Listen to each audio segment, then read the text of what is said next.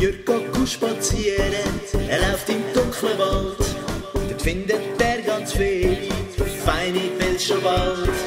Die Hei kocht sich der Jürg, es feines Pilzrot.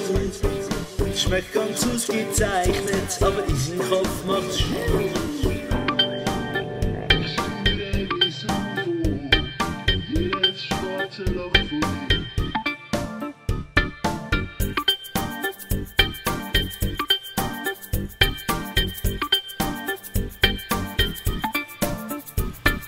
Nach dem Essen fliegt er in seinem Zimmerchen umher.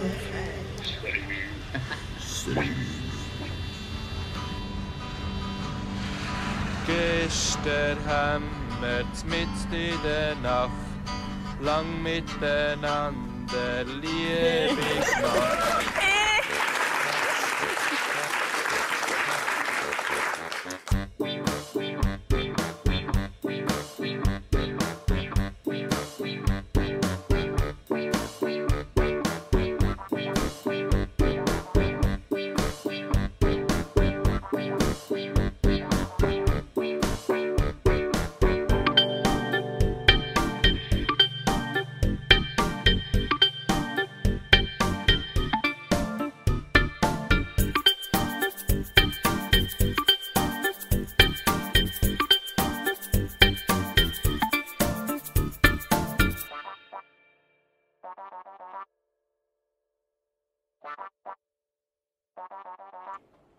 Gelbs, gute, ist das Zeug.